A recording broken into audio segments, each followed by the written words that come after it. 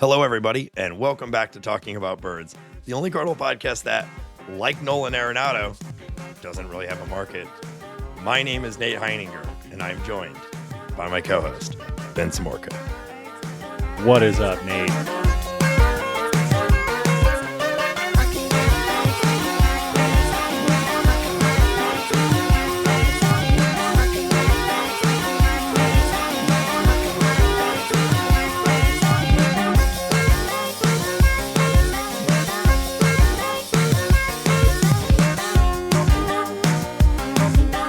That opening bit came to us via the Birds Chord from friend of the show, C70.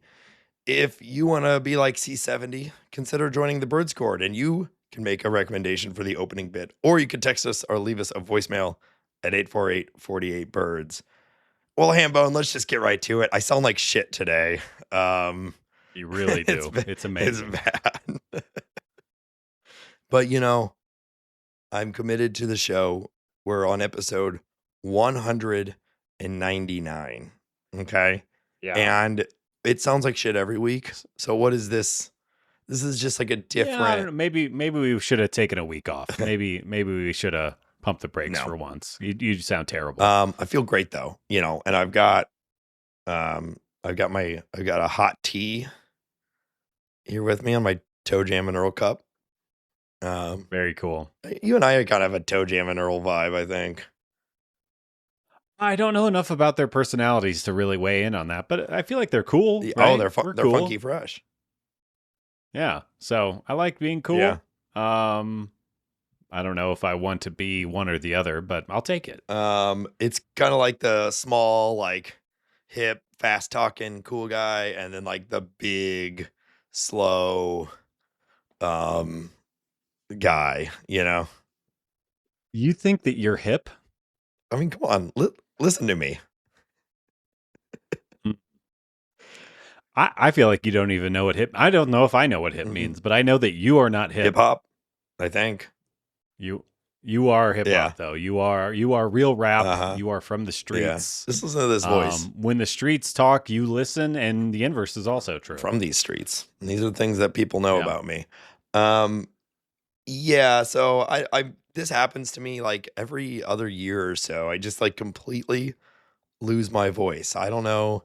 I think my throat. If you've ever spent time with Nate in real life, he's the loudest person on the planet. Luckily, you guys, the people who are listening to this podcast right now, there's a lot of audio equipment and technology and the internet that are kind of, it levels out the volumes. But this is the loudest person I know.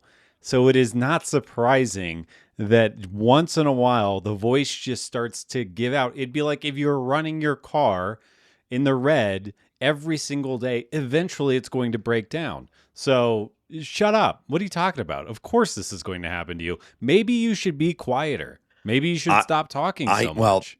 It's not only the volume, but it's the amount that you speak. Shut up, Ben. Shut the fuck up. You don't know me. You don't know shit about me. Don't come at me. Don't come at me like this. Theory.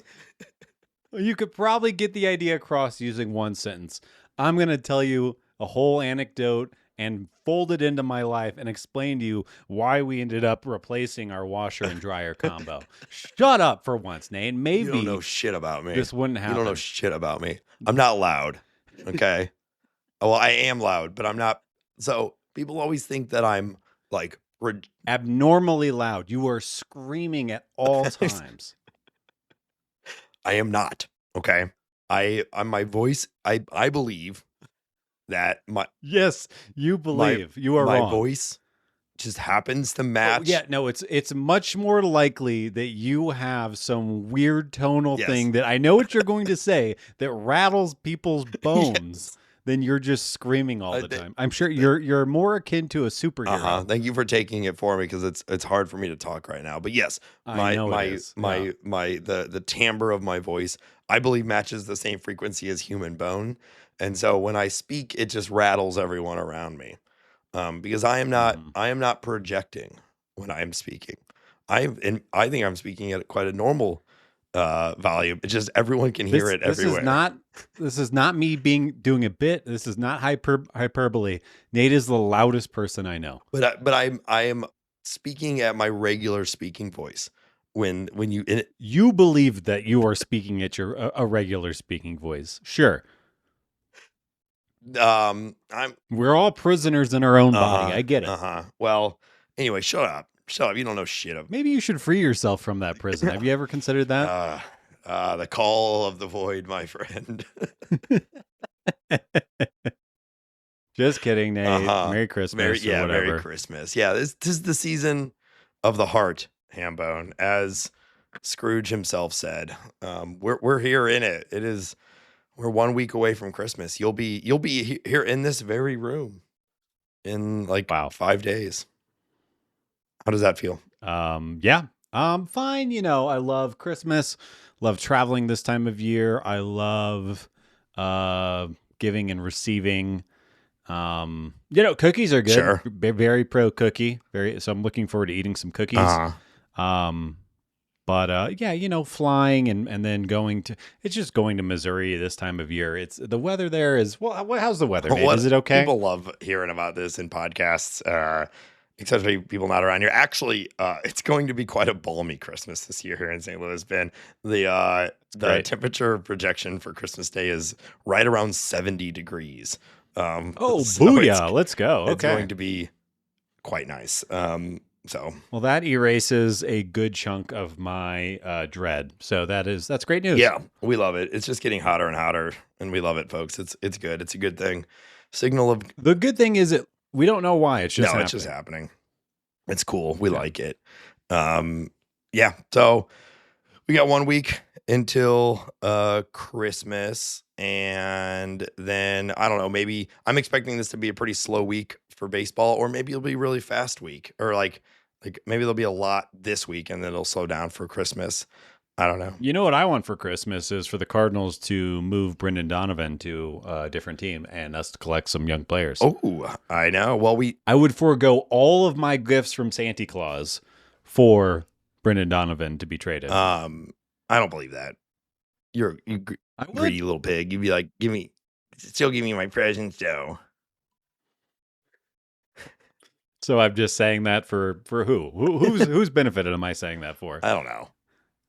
You just wanted to call me a greedy little pig because you're a little asshole and you're gonna get a fucking lump of coal, you piece of shit. You'd be crying so hard if Christmas happened and you didn't have any gifts. You'd be crying. I know you'd be crying. Yeah. It'd be sad too. People would feel bad for me. So then you'd probably like that. The pity. Yeah. Man. Coming at each other hot today. Let's talk about the Cardinals, okay? I can't talk for too much longer. I cannot say it again. The loudest motherfucker I know. It's unbelievable. Sounds good though. People like it. It's a good voice. Yeah. Hambone, we just got shout out to Ryan and the Bird Scored. We have been sitting on this news, or sitting on what the hell the numbers are going to be for Dustin May. Literally just came out 30 seconds ago. Well, so I mean that's the big news so far of the last week, and something we haven't seen the Cardinals really do in a long time. Not something exactly like this, at least. The Cardinals have signed pitcher Dustin May to a 1-year deal with a mutual option. We have been waiting for the numbers. So Hambone, can you give those to us? Yeah, we got it's 1 year, 12.5 million buckaroos for the first year, and then there was a mutual option for 2027 that is worth $20 million. Wow. That's an interesting. It's basically a qualifying offer, so it's kind of an interesting number. Yeah. Obviously, it'd be great if the Cardinals ended up wanting to offer Dustin May a qualifying offer or that rate. But I think super reasonable deal. We'll talk about why, a starting pitcher is coming in at such a low dollar amount, especially compared to a lot of other deals that are happening right now. Ha-Seong Kim just got $20 million for 1 year after having an abysmal year last year. But Dustin May is your new starting pitcher for the Cardinals, and arguably the second or maybe first or second guy in the rotation going into 2026 right now? I don't know. So the purpose behind the signing is, I think, makes a lot of sense. We all saw something like this coming, right? A guy who will immediately go into the rotation, has a high degree of upside, but you were able to get at a reasonable price for a multitude of reasons. There were a number of guys on the market like this. Dustin May is a particularly popular one. I think a pretty well-known name among baseball fans, at least, was a big-time prospect, looked really, really good early in his career, and then has really struggled with both health and performance for several years now. So there's a reason why you're able to get him for a couple, for a cheap price comparatively and a short-term deal, despite the name brand element of him. Right. And so obviously the Cardinals are, I think, I've actually been kind of torn on what is best case scenario here. Because it is so short term. I kind of think like best case scenario is really that he just comes out of the gates firing and they're able to trade him for a big package at the deadline. Because the $20 million thing is interesting, but it still feels to me like there's almost no way it's either, since it's a mutual option. I would bet my house that it does not get picked up. What is the outcome where that gets picked up, where he's like better in 2026, but not good enough to get a real contract from another team for multi-years, but also good enough to where the Cardinals are like, yeah, we want to spend $20 million on this guy. I think it's a narrow window. I think it's he gets injured. He likes the way that the Cardinal staff is working with him, and the Cardinals have that optionality of being able to retain him at a fixed price. But I agree. I think that there's like the scenario in which Dustin May accrues or has the kind of season that would necessitate the Cardinals wanting to spend $20 million on him, and him either sticking around or only taking that $20 million for 1 year. That is like, I cannot, it's very, very hard to imagine that scenario, because either he's going to be injured or he's going to underpitch it or he's going to overperform and want to eclipse that price tag by a lot. And like you mentioned, if he is overperforming, I think there's a pretty real chance that he's not even on the Cardinals anymore. The Cardinals move him. Right. Unless for whatever, the Cardinals are the team that finally sprinkles that magic pixie dust on Dustin May and his elbow and his esophagus and make sure that he is get him to be effective, and the Cardinals want to, extend him for, whatever reasons they want to. The thing that I think is the most interesting, it's like, first off, he was a extremely highly rated prospect, buzzed through the Dodgers minor league system, injuries, weirdness. He is a kind of a weird pitcher in general, but I think what's great is that he's going to be 28 years old next year. So this is not like they're bringing in a 37-year-old John Lester to just fill up some innings. There actually is some upside here. And if you look at his season last year, was not a great year.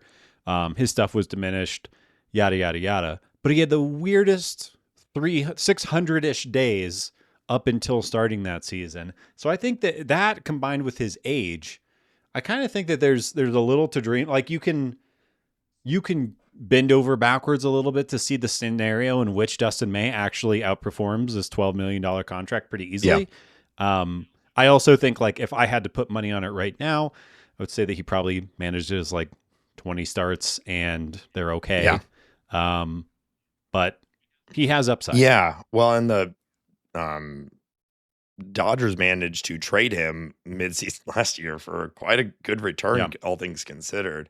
And so if he's even just pitching at the deadline, you may be able to move him. But I think there's a reason he got $12.5 million and not like a 1 year $6 million deal or something like that. Like there's obviously some upside here, and teams are probably willing to pay for it. I do think he really needs two major things to really go well for this to be a full bounce back and a breakout year.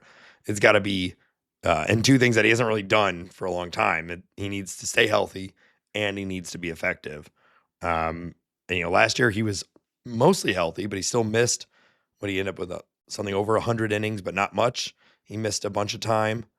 And even when he was there, he wasn't very healthy. He threw 132 innings, 23 games started, and accrued just under 1 Fangraphs. Yeah. I that's a pretty reasonable projection. Which, I don't want to be a bummer about it because I actually really like the signing. This is the type of thing that the Cardinals should be doing. And so when we evaluate Chaim Bloom and we look at the direction he's going in, I like this move a lot. And I'm very, very hopeful that Dustin May explodes. And best case, besides the trade, like you said, he breaks out, looks good, Cardinals extend him, and we have a new, quality starting pitcher. But realistically, it's probably not going to be that, but maybe. And I'm glad to have a chance at it, and not just another John Lester, J Happ, Josh Gibson. No.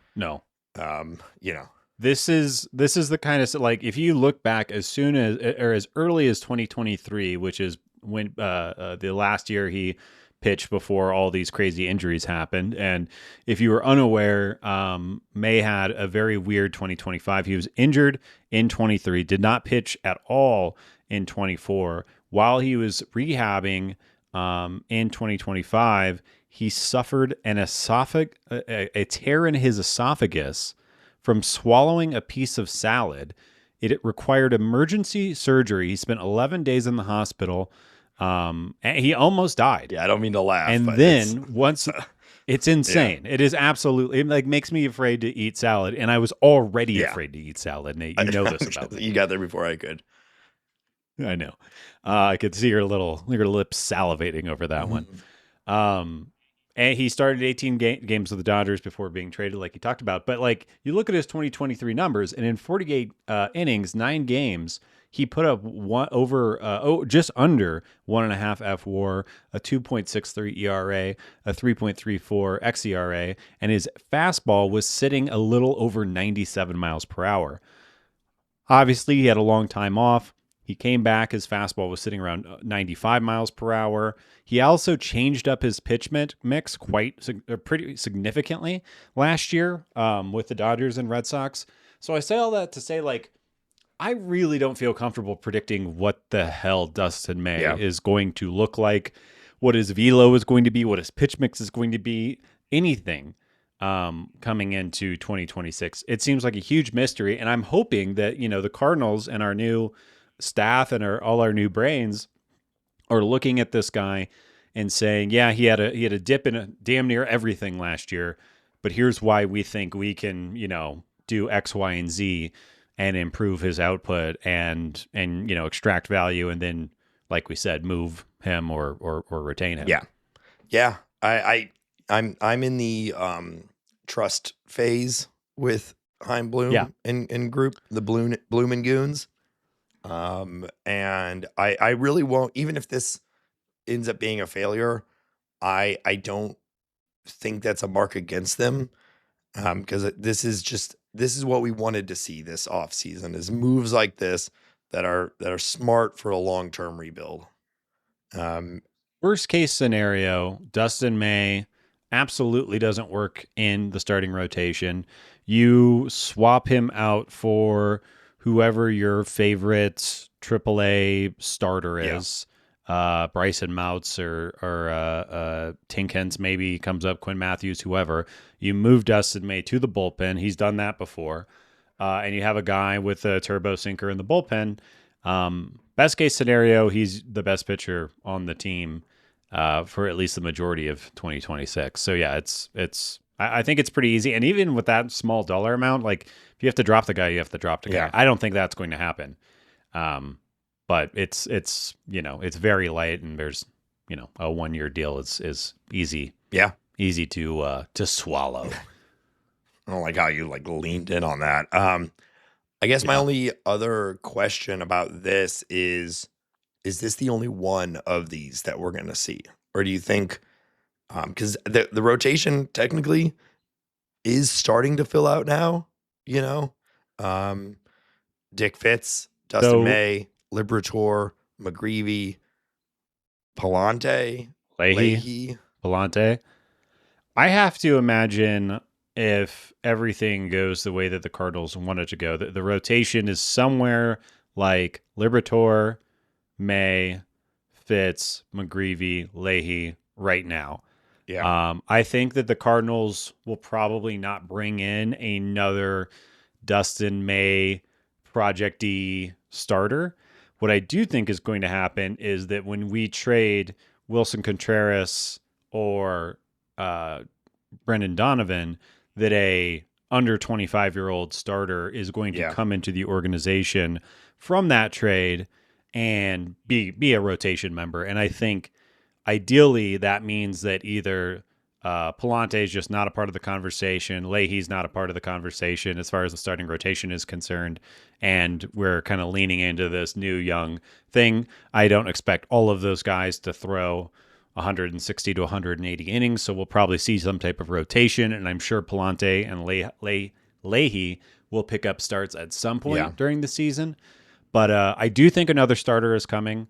I think it's going to come from the trade market, and I hope it's somebody who is like, now this isn't saying a lot because our rotation doesn't really strike fear in anybody right now, but somebody who's at the top of that rotation is what I'm expecting. Yeah, I think you're right. This is probably the only free agent signing, which is a little disappointing. I think we had some hopes maybe of the Cardinals taking advantage of a pretty robust pitching market and snagging one of these veterans that are still young and could be had on, I'm circling around saying I still really want the Cardinals to sign like Michael King, but I don't think that's going to happen. It was probably never on the table unless a contract falls into their lap, which could still maybe happen, but probably not. And that's okay. Yep. Yeah, I mean, next year there are some interesting starting pitchers that will be available too. Maybe that's the year. Or, for all we know, maybe the Cardinals, maybe the call is coming from inside the house. Maybe we have a couple of guys that are going to elevate, and then we go and sign Freddie Peralta to a big, expensive long-term deal, and the team's starting to look pretty ferocious in 27, 28, or whenever that happens to be.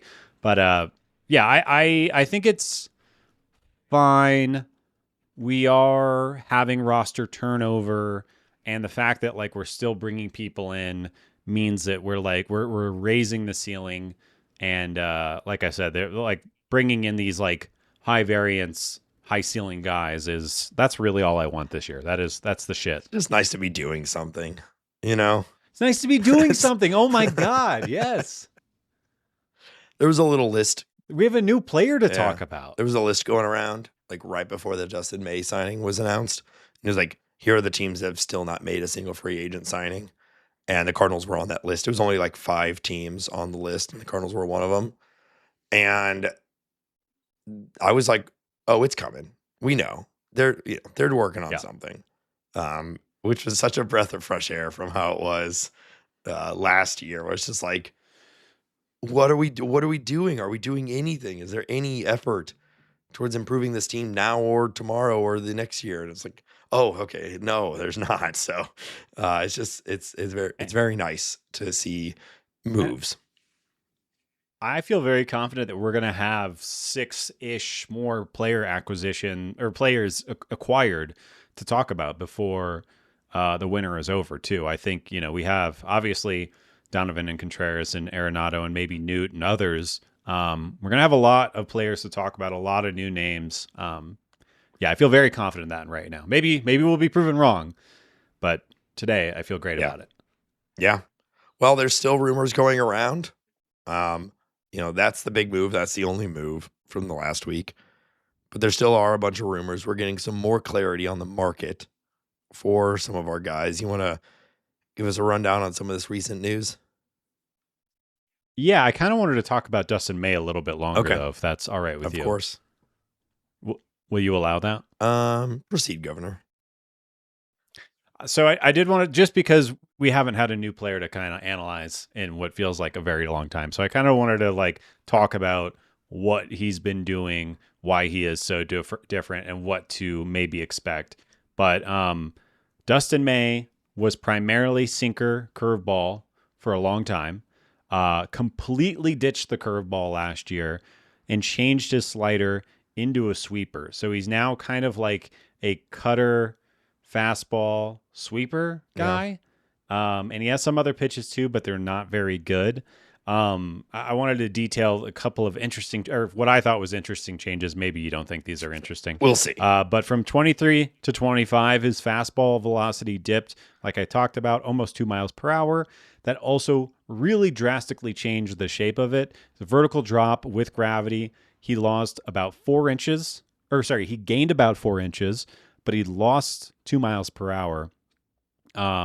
It started breaking less, and it broke more horizontally. So it had less ride, it was dropping more, and a little more movement, which that kind of means essentially not a huge change other than the fact it's just it is a huge change. It's a completely different shape fastball. Yeah. And he's kind of avoided using it. He used to throw his sinker the most of any pitch, and be really just fastball heavy in general. He threw his sweeper almost 40% of the time last year.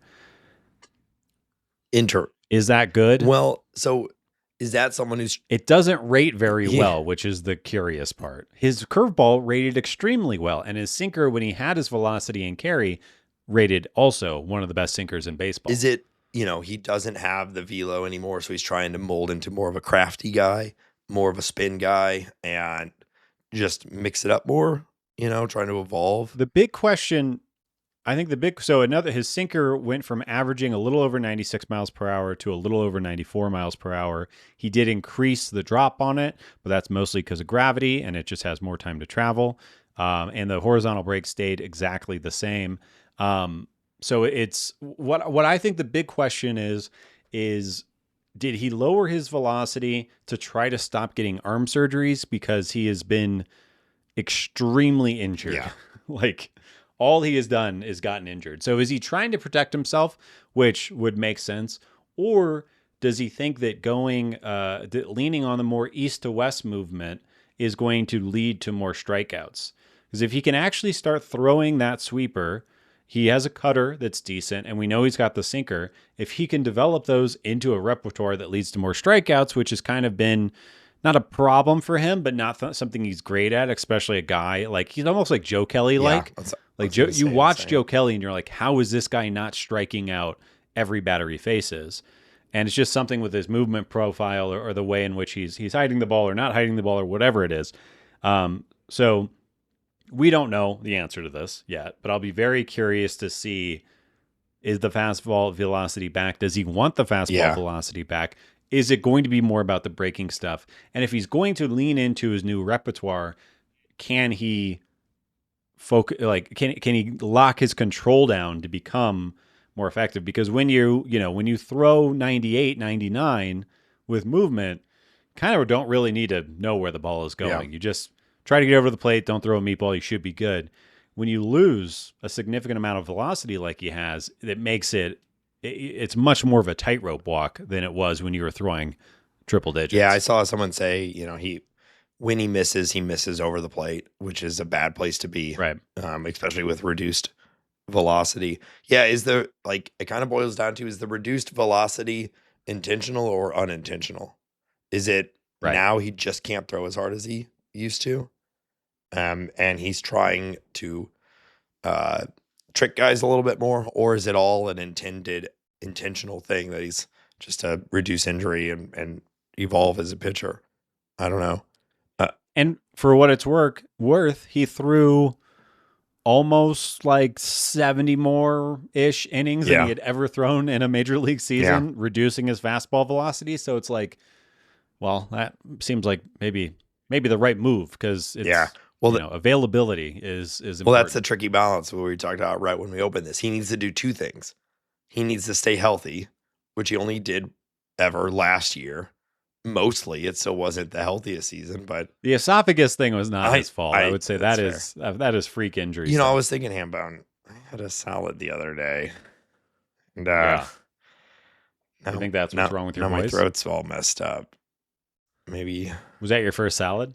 Yeah. I'm trying to get into shape for the holidays.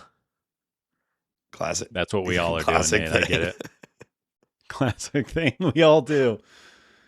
Got to get that beach body ready for sitting under the tree, opening presents. Eating cookies. Yeah. Mm-hmm. Get your abs out. So it's Nate's a big abs guy. He's all about his abs. Yeah.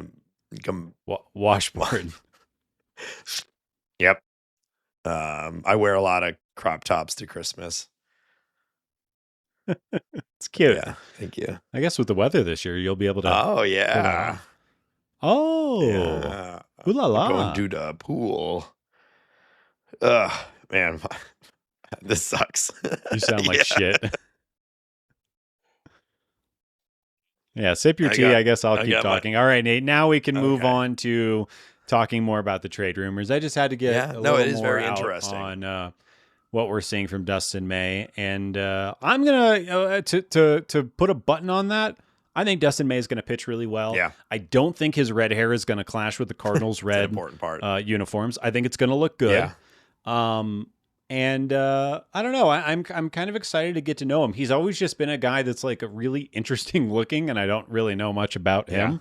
But just like he's 6'6", I think he's listed at 6'6", 180. Wow. Which is like a scarecrow ass looking dude. He throws really hard. Yeah.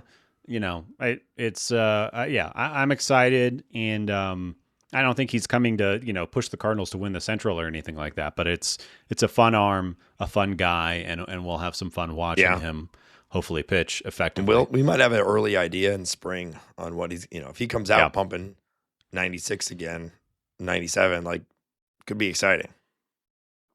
Could be very exciting. I think like you said, like I'm gonna have faith in the Cardinals development staff. There's reports coming out of winter meetings about how like the Cardinals just have more people there now. And I think that's gotta be good. Gotta be good from where we came. All right. So what else is going on? The Cardinals are actively engaged in trade discussions involving Brendan Donovan, JoJo Romero, and Willson Contreras. Teams like the Giants and Mariners have emerged as frontrunners for Donnie, with significant interest generating strong potential returns. The Cardinals are looking for a blend of pitching at various levels, major league ready, close to the majors, and high upside. And there's a couple of prospects that were kind of thrown out in conversations with these teams. I believe Katie Wu, who is still reporting on Cardinals happenings, was the one to throw out these names. But for the potential deal, I should say, with the Mariners, what I thought was really exciting was the name Jurangelo I can't say the last name. Sagenti was reported. And, we don't really know if that's going to be available or not. But if you're not familiar with Jurangelo, he is the switch pitcher who throws from the left and the right side. Seems like he could be like a big-time, middle-of-the-order pitcher from the right side and maybe more of a loogie from the left side. But it's fun. How bad? I just want it seems like he's actually legitimately going to be a good pitcher or has the potential to be good. And the fact that he is such an athletic freak that he can do something like that. How bad do you want to see Shohei Ohtani come up and Jurangelo goes to the other side and starts tossing him, lefty breaking balls. And then when Mookie Betts comes up, he flips back over and he's throwing mid-90s on the right side. Like that's just incredible. It's very fun. If anyone's out there interested, how this works is because what you want it to be is that like you're throwing right, left, right. You're like going back and forth. But that's not how it works. He declares for the at bat which side he's going to throw from, and then I believe the pitcher declares first. So if there's a switch hitter, I believe so. Yeah. So he would declare, and then the hitter declares, and then they're locked in for the whole at bat, which is boring. Yeah, because we had could flip back and forth. I think that'd be so much fun. The A's had a Yeah, guy it's not the first. who did this, whose name I can't remember right now. Maybe the bird score to help us remember. But yeah, obviously, like, could not be more on board for bringing that guy into the fold. I think that Donovan on the Mariners makes a lot of sense. There was also, the Cardinals were also linked to Lazaro Montes, who is a monster man patrolling the outfield in Seattle's minor leagues. If you're not familiar with him, he is 6'5", 210. He's only 21 years old and has put up some really nice walk rates, homer numbers, just a big old masher, young masher down there in Double-A and probably Triple-A for the Mariners this year. This guy, when I saw that name on the list, I was like, ooh, that would be exciting. Now, big time risk, but I don't know if the Cardinals have had a power prospect like Montez in their minors in a long time. Jordan Walker. Yeah, but even Jordan Walker, like, Montez is the guy who, like, Jordan Walker, a lot of people put power projections on him because of his size, but he hadn't really done it. I think Gorman is the better, like, better comp, where you're like, this guy might hit 220, but he also might hit 40 bombs. Montez, I think, is a similar type of profile with real hit tool risk, but will hit, like, moonshot bombs, which would sounds like a lot of fun. I know. Well, I was surprised that he was even potentially on the board. So if the Cardinals somehow got both of those guys, I think it'd be a lot of fun. Yeah. The Cardinals are also, when we were talking about, as reported by Katie Wu, a couple of interesting Giants players were Carson Whisenhunt, the starting pitcher prospect, and Gavin Klein, who is a middle infield prospect. I think this is just inherently less exciting than the Mariners, like just by the fact that you don't have Durangelo how do you say it? Sagenti, I believe. Sagenti. Yeah. It is spelled very. I'll figure it out if we get him, especially. I think just inherently less sexy, but two good players. It's Carson Whisenhunt, somebody who could slot into the Cardinals rotation tomorrow and be somebody who you have, a decent level of faith that he'll succeed. And then Gavin Klein, maybe less exciting middle infield guy that can hit a little bit, run a little bit, glove a little bit. But I think it's interesting to see whether these deals come to fruition or not, kind of what level of packages the Cardinals might be able to get for Donnie. And the fact that there's like this ongoing competition hopefully just speaks or improves the Cardinals' ability to bring in somebody really exciting. I was wrong, Ambo, and I decided to actually look it up. Oh, good. Sinja. Sinja. If you're curious, it is spelledCijntje. Say it one more time. Sinja. Durangelo Sinja. Okay. Sinja is easier to say for me, so I'll commit that. He's also a switch hitter, Nate. Did you know that? Kind of makes sense, right? If you can throw from both, you can hit from both. Yeah, I imagine he just does, like, he's probably obnoxious with it. You know what I mean? He's probably like, got a sign. I'm sure he has never been bad at anything athletic his entire life. So that it probably is extremely obnoxious. He goes to sign the dinner receipt. And he's like, oh, here, which hand? Oh, well, either way, even if he is obnoxious, I definitely take him on the Cardinals. Yeah. We've also been starting to get rumors around Willson Contreras. We talked about this a little bit last week. I think we share the take that we'll be happy if we can get a really good return for Willson, but also very fine to just keep rolling with Contreras. Where does the news stand right now?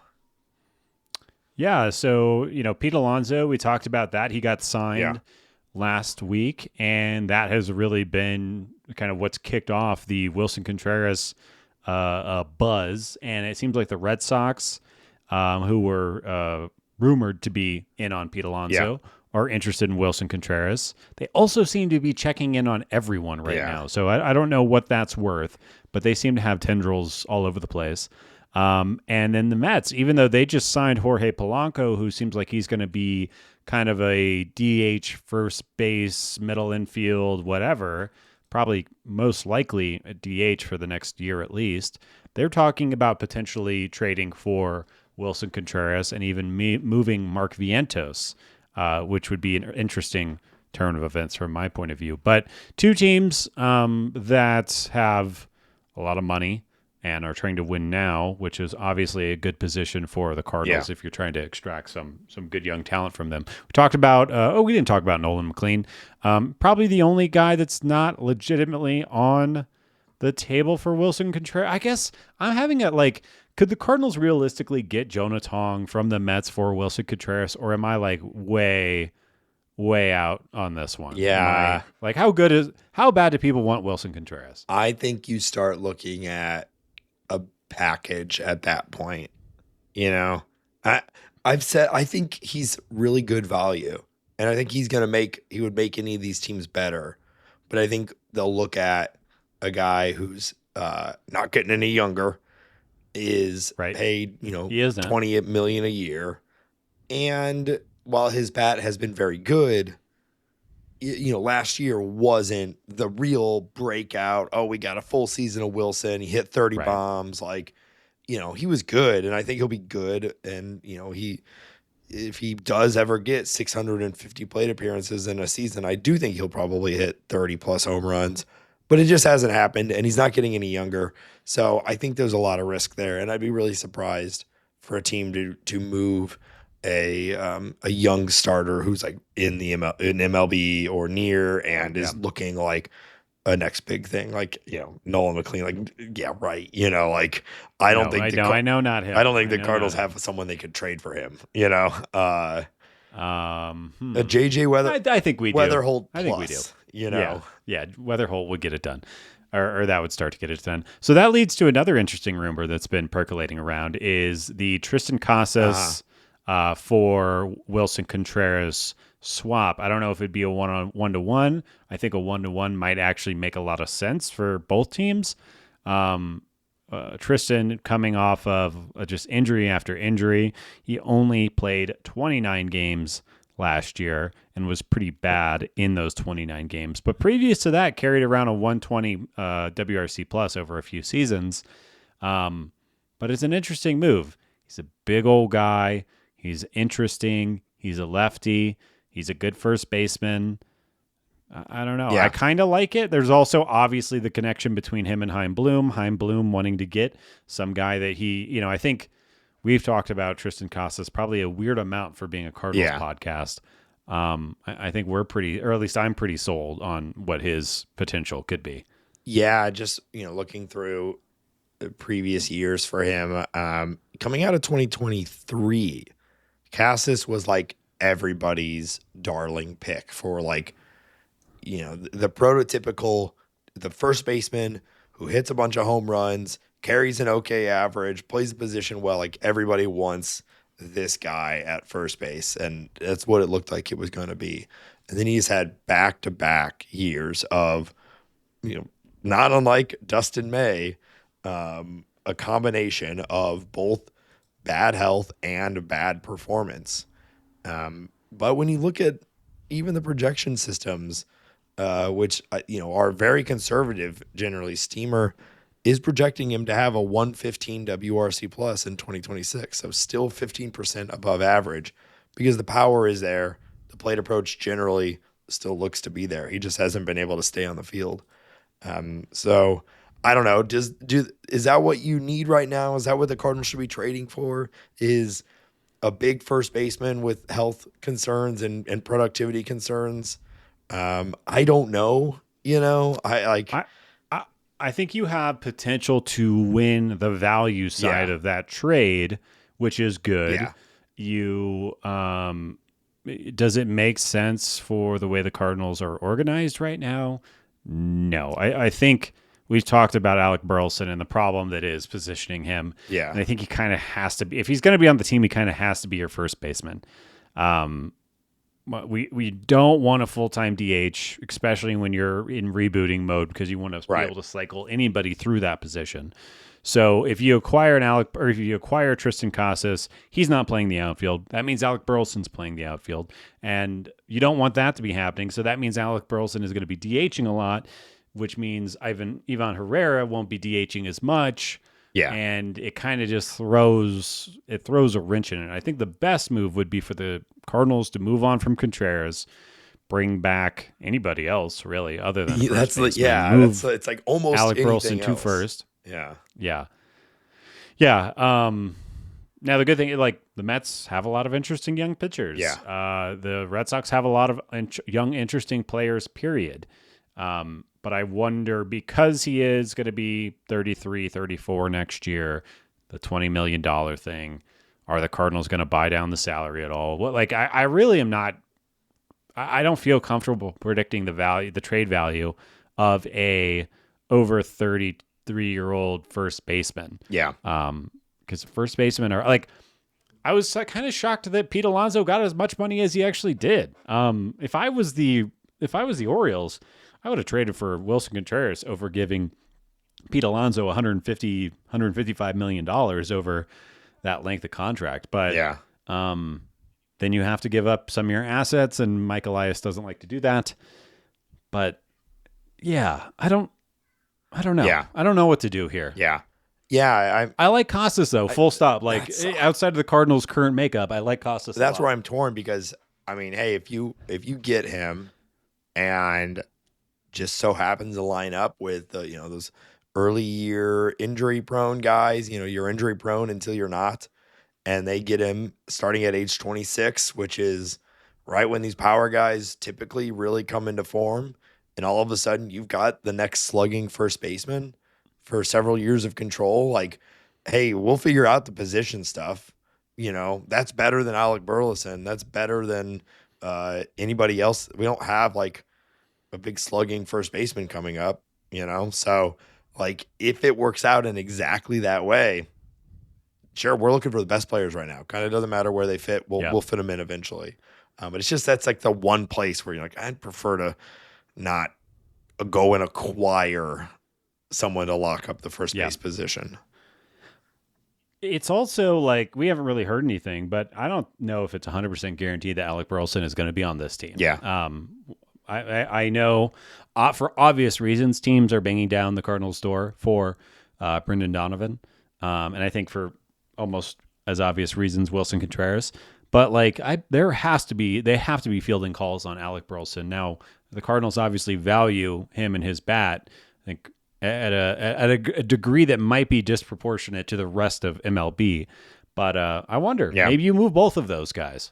Yeah, well, that changes everything, right? If you trade Contreras and Burleson, and now you're installing Casas at first base, and you've got openings elsewhere for whoever you're acquiring or some of our other younger guys, that makes more sense.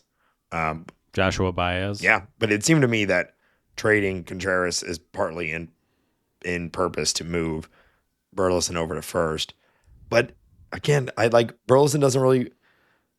I just wish he could play outfield okay, because the bat, like, he's obviously a competent hitter. Just doesn't his whole value proposition changes if he's just a first baseman or a DH. Just doesn't stack up as much. Yeah, Guardians should trade for him. There you go. They'll figure out how to use it. I think they'd make a lot of sense. Yeah. All right. Outside of that, the only other note I had was this. As per Derek Gould, as per Katie Woo, and as per us on this podcast, the Nolan Arenado thing is going to be a slog. I really think we're waiting for Bregman to sign. Really curious how that ends up going. Honestly, I think teams who are looking at Donovan, the Donovan sweepstakes might be throwing a little bit of wrench in people who are interested in Nolan Arenado, because you could play Donnie at third base. And you'd obviously rather have him. It's just going to be a slog. I hope it happens for all of our sakes, including Arenado's sake. I'm sure he doesn't like this has to, if you're Nolan Arenado, you're currently a borderline Hall of Famer. Some people would argue that you are a Hall of Famer. you're still relatively young in people years, and the news cycle Pretty old that in dog includes years. your name is cat ears too. Is God, nobody will take this guy. Yeah. It sucks. Well, and we know he's a hyper competitive guy. I mean, he's fine. He's like, oh man, going over to his multitude of mansions or whatever. But definitely, yeah. I'm sure it's a disappointing place to be in. I think he's like the last choice on the market, right? Yeah. Yeah. Womp womp. All right. I think that's all we got. Well, we're going to talk about all the other trades and movement around through the offseason so far and play a little game. But before we do that, we want to remind everyone that this show is listener supported by listeners like you. Hey, it's a holiday season. Are you in the giving season? Oh, my God. Do you want to pay for the surgery to remove the lettuce from my throat? I think that's what it is. I should have just done the whole read here. I don't know why you're doing this. Well, we're this far in already. Patreon.com/talkingaboutbirds. Check it out. We appreciate all of you, all of our patrons. Thank you. Also, if you leave a review on your favorite podcast platform, that really helps.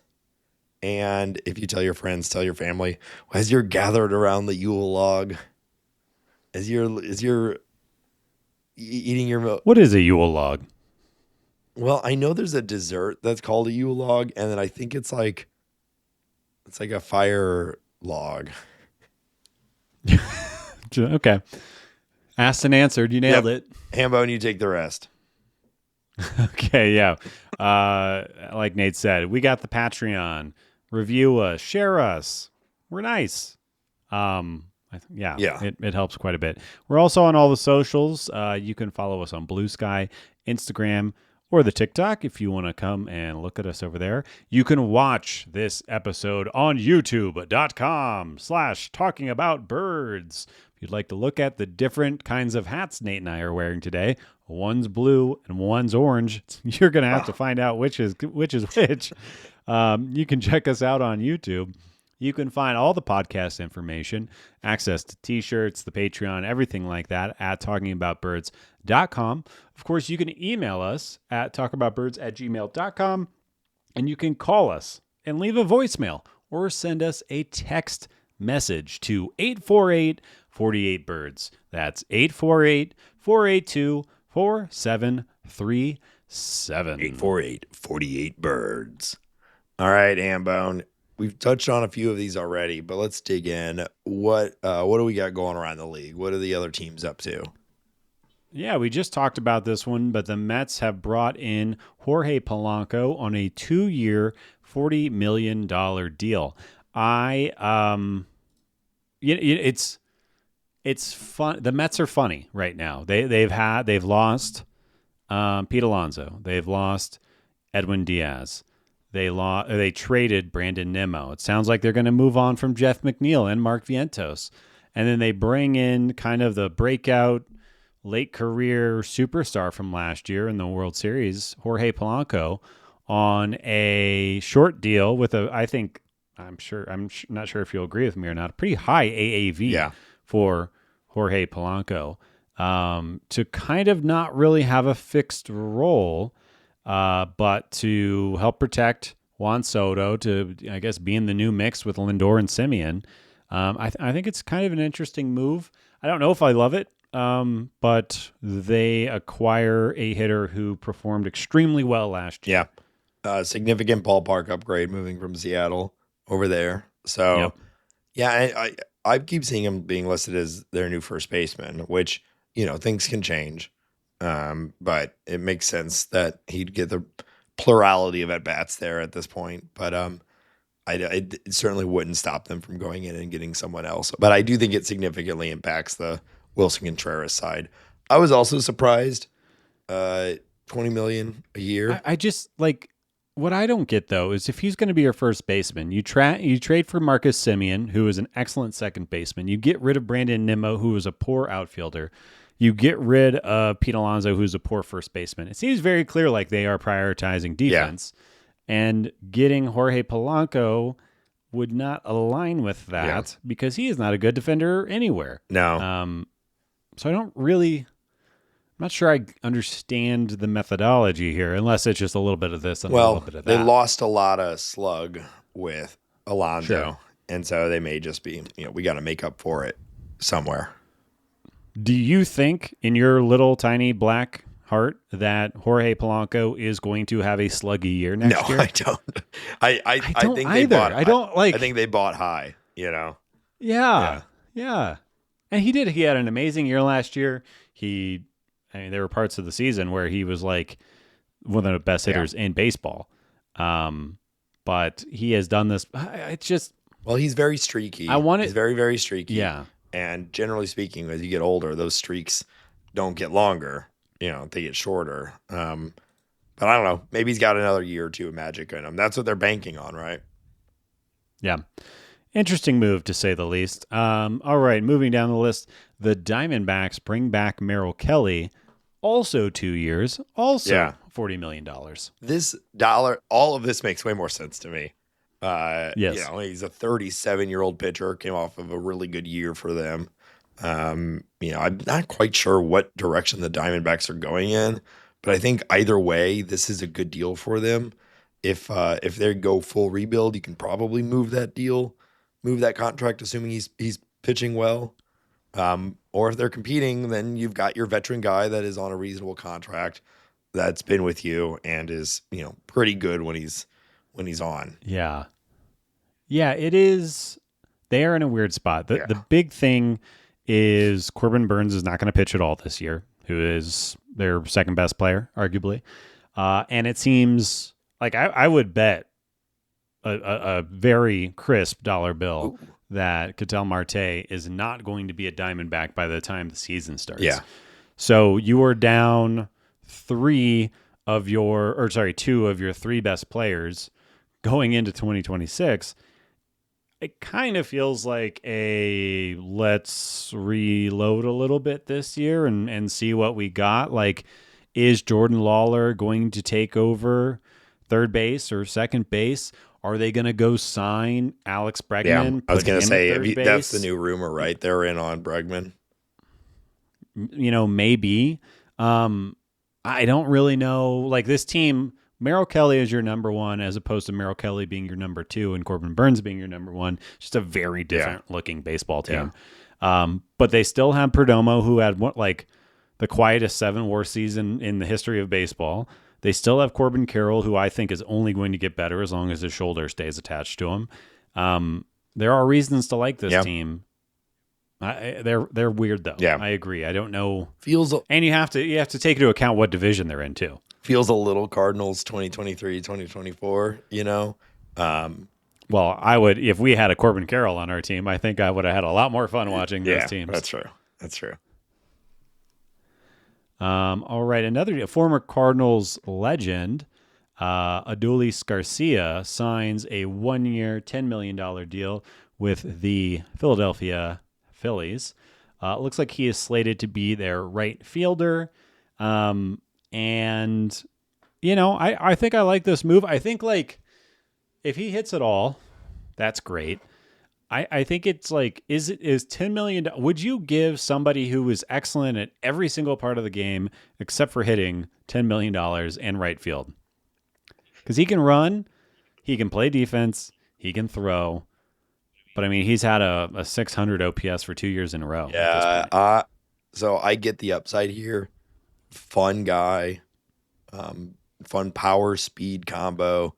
Put up 5 WAR a few years ago, or almost 5. I get it, but this to me looks like a guy whose hit tool is just completely collapsed, and it's gonna take a full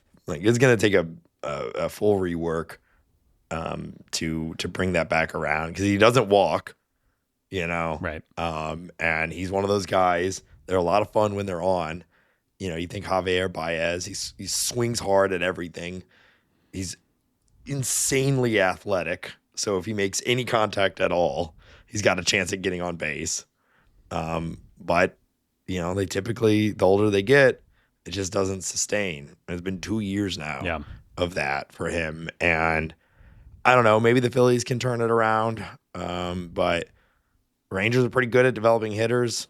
They gave him 2 full years there of, again, 83 WRC plus out of right field. He was worth negative .7 WAR last year. You read the first 3 guys in their lineup: Trey Turner, Kyle Schwarber, Bryce Harper. Ooh la la! Yeah. Let's go to the races. You love their starting pitching, right?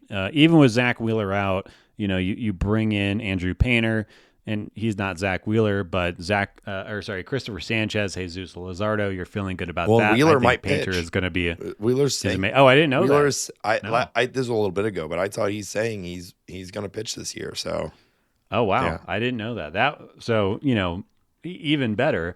But then you look after that, and it's Alex Bohm, Brandon Marsh, Adolis Garcia, Bryson Stott, Rafael Marchand, and Justin Crawford, and that just does not feel like a win now team.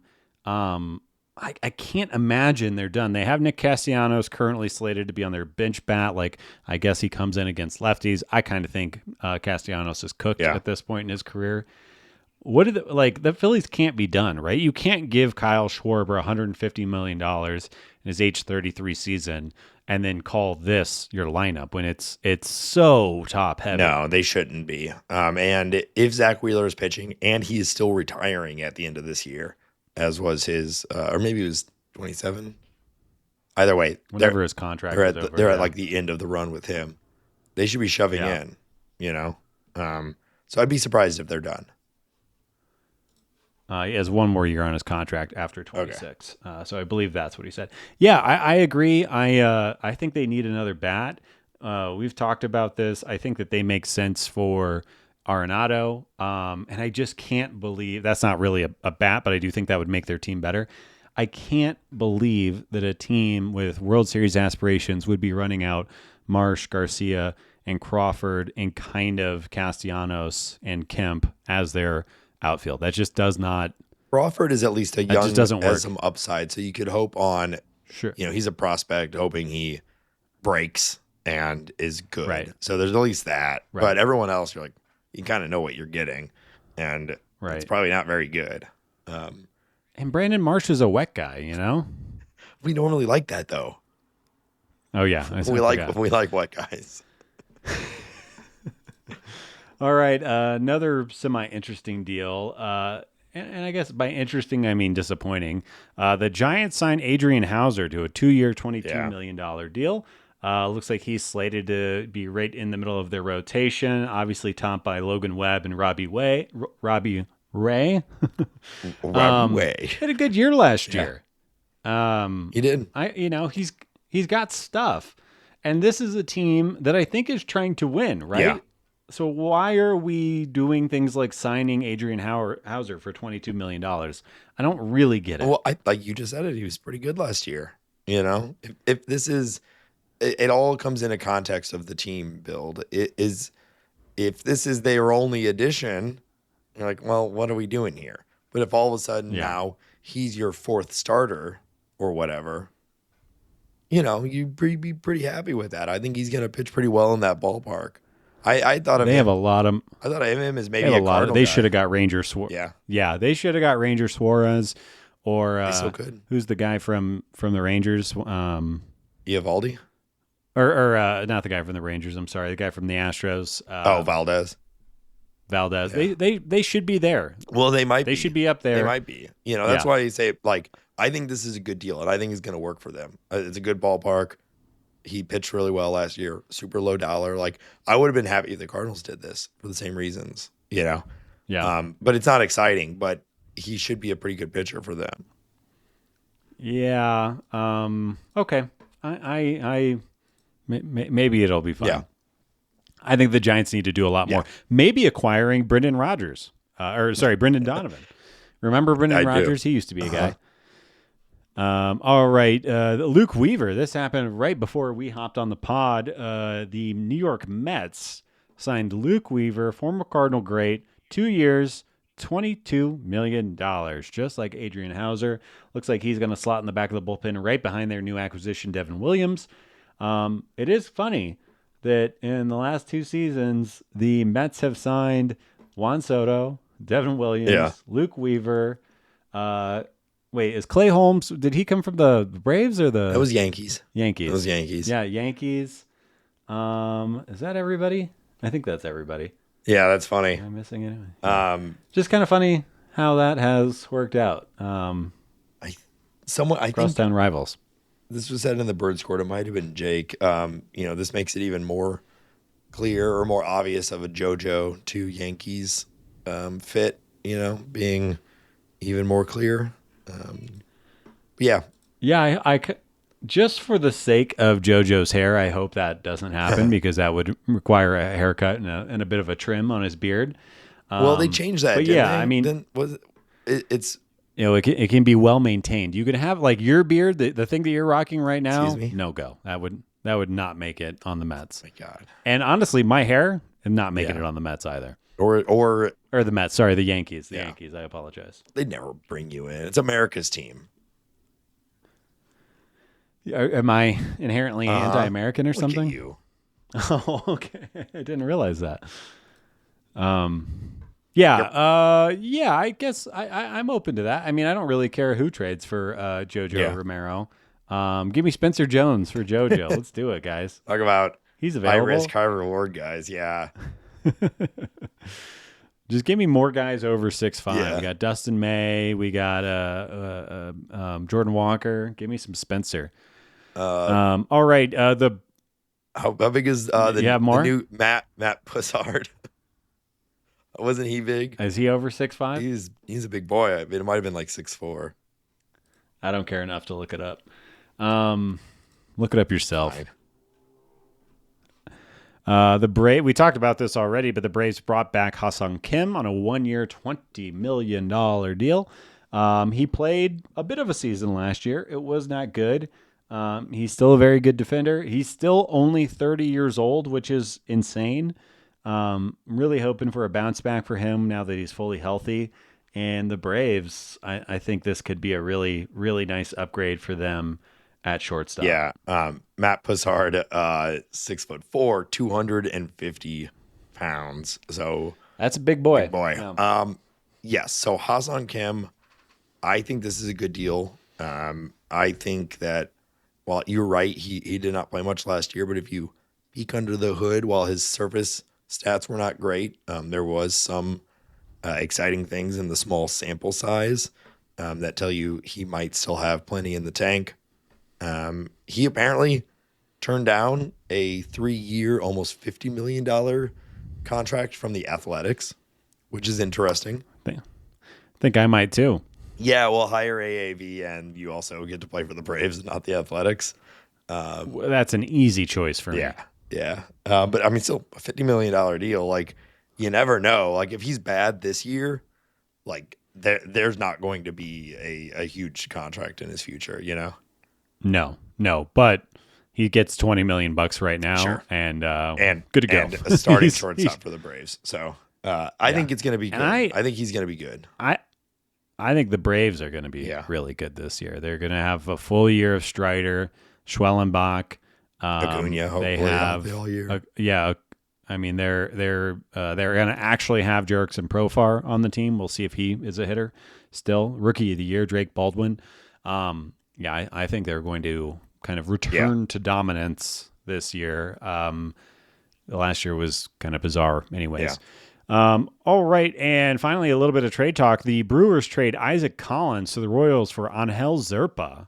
A kind of surprising move. I mean, I guess it makes sense from the Brewers' point of view to trade one of that kind of like lump of guys under 6 foot who maybe are outperformed their offensive projections and might not ever do that again.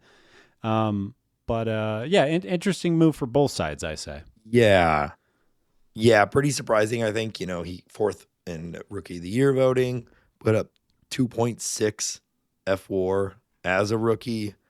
As a 28-year-old rookie, I think that's an important data point. Yes. Projections have him coming in around 1 next year. I think it's a sell high. But also it's not a sell too high because they got a reliever. It's not like they got a mega return. But Zerp was pretty well regarded, and the Brewers are saying they may have him start. So yeah, I think everybody's doing that. Why not? I think annoyingly, what's going to happen is Collins is going to be a utility player, and Zerpa is going to be fucking striking out 13 Cardinals a week in like 2027. Yeah. They have. I mean, I don't think I'll ever the seasons that Quinn Priester and Andrew Vaughn had last year, I think have just like I know they're what we used to be as Cardinal fans. Yeah. Yeah. All right. Well, anyways, a couple of Central teams make a deal. It'll probably work out for the Brewers, and that's all I got for league news, Nate. All right, Hambone, we're going to return to a game that I think you actually invented last year. That was kind of fun. We're going to do draft day, big money free agent game. Oh, wow. Okay. You remember this? I kind of do. Can you remind me the rules? So we're going to do a draft.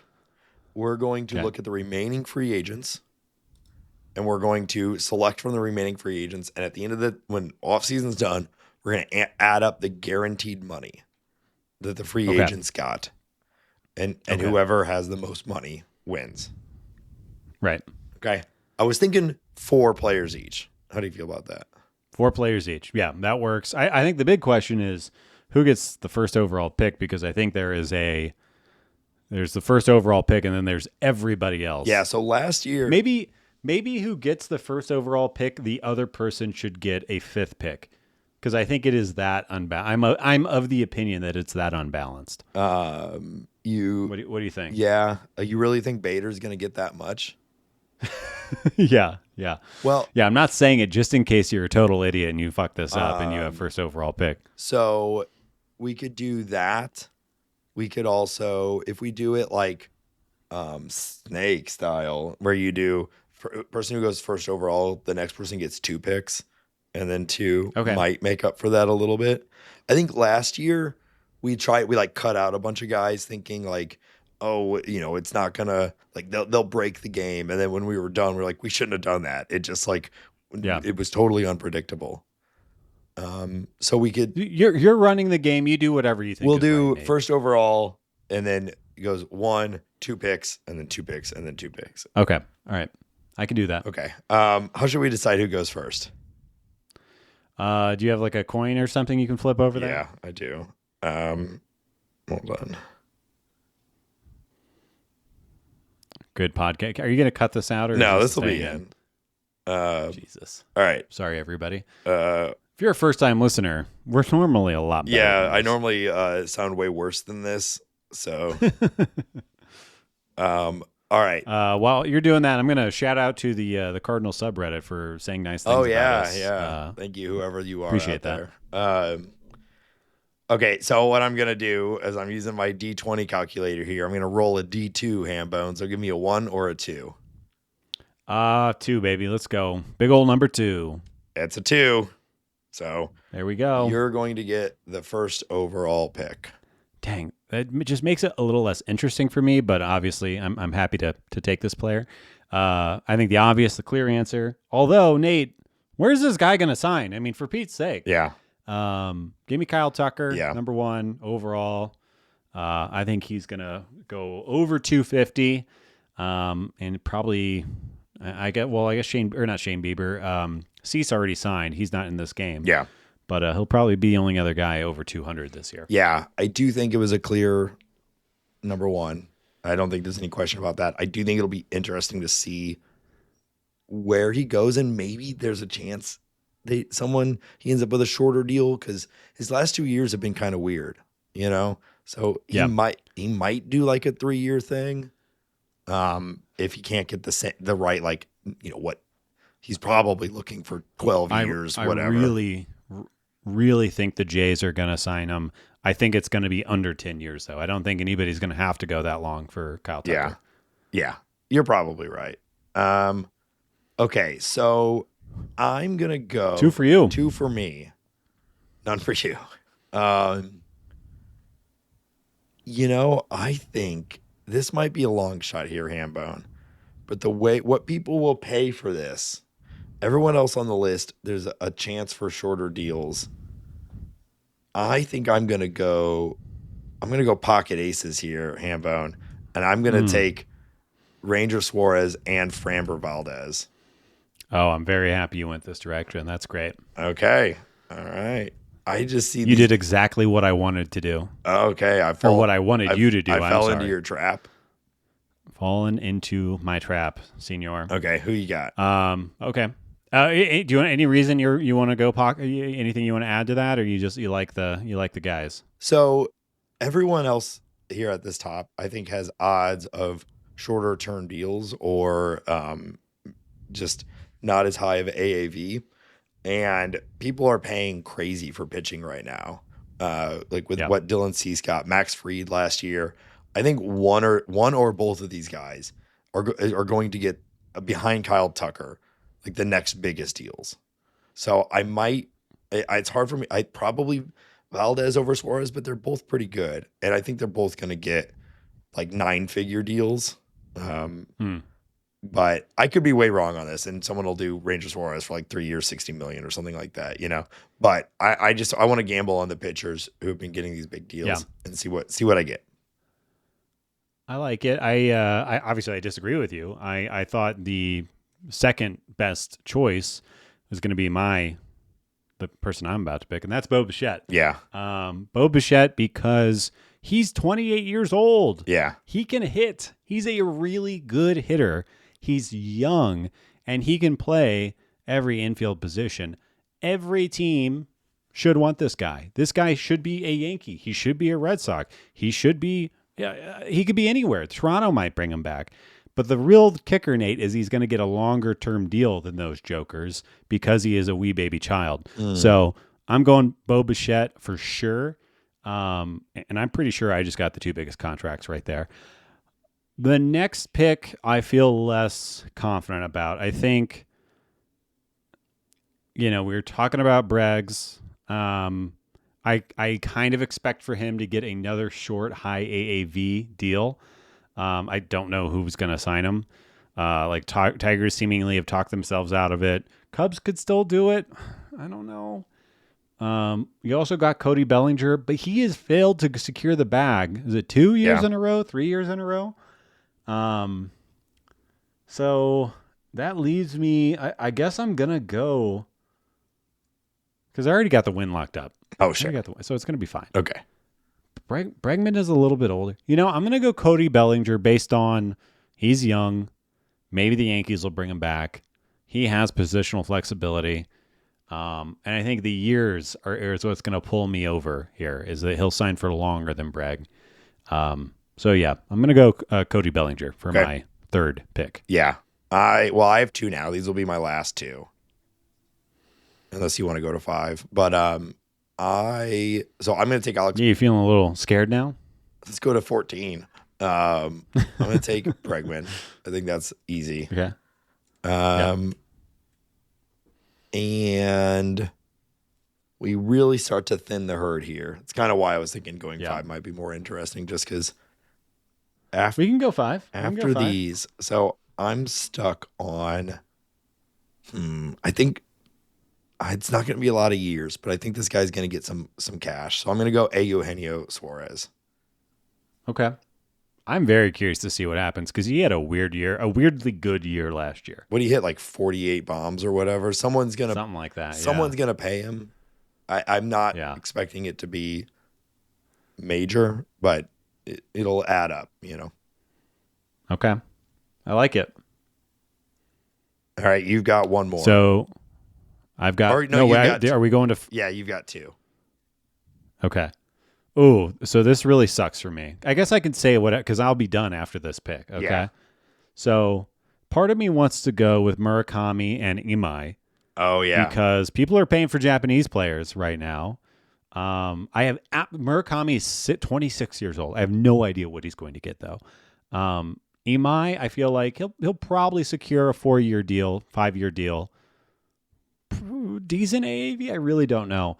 There's also Michael King out there, who I think I would not be surprised if some team goes out and spends way too much money on Michael King.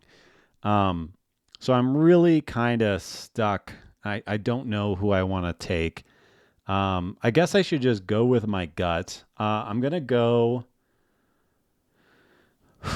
Michael King and then Murakami, the little slugger from Japan, and just hope that a team offers him like a long ass deal because he's 26 years old, and hope that bests you. You think anyone's ever called him Little Slugger in his life? I thought he was kind of short. Isn't he kind of short? I don't know.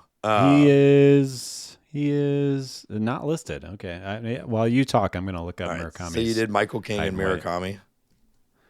Yeah. Yeah, it's a good. I was leaning towards Michael King. Oh, shit. He's 6'2", 213. Never mind. Me and him are almost the exact same size. So, yeah, he's a big old boy. That's all right. Yeah. Sorry, Murakami. But he's 20. He's 25. He'll be 26. It's a shit ton of home runs. Somebody's going to pay for him. Yeah. All right. I will take Imai with my last pick. Imai? Imai. All right. Okay. All right. Here's the teams. Ben, you got Kyle Tucker, Bo Bichette, Cody Bellinger, Michael King, Murakami. I got Ranger Suarez, Framber Valdez, Alex Bregman, Suarez, and Imai. All right. We'll see. I think I feel pretty good about where I'm at. I mean, the fact that I got Tucker and Bichette, I feel like you really missed on Bichette. I don't know what you're thinking there, but that's okay. He was good last year, but he was not. There's some risk there, but he is young. I will give you that. He's the youngest one on this list. He is not a fantastic defender, but this guy can absolutely hit. And I think people are going to pay for that. He probably made himself $100 million by having a good 2025, though. You know, and won me a game. We'll see. Oh, you're saying. So wait, are you saying his 2025 was not good, or are you saying that 25 earned him money? Yes, earned him because he'd been trending. I was going to say because he had a pretty nice year. He'd been trending down year after year. Last year was a bounce back year for him. You know, right. So. Which I do think caps his earnings, but I agree that he's probably going to get a big deal. Yeah. Okay. Well, that's going to do it. Right. If you made it to the end of this episode, thank you for listening. I'm going to go and I don't know, just like drink my tea. Yeah, drink my tea. Swallow some ice cubes. Avoid lettuce. God, I hate that story. Poor guy. I know. It's rough. And we'll be back next week for our Christmas episode, our 200th episode. We record it at my house, so that'll be fun. As per tradition. Yep. So thanks again for sticking with us. We'll be back next week. And until next week, let's go Cardinals. Go Birds.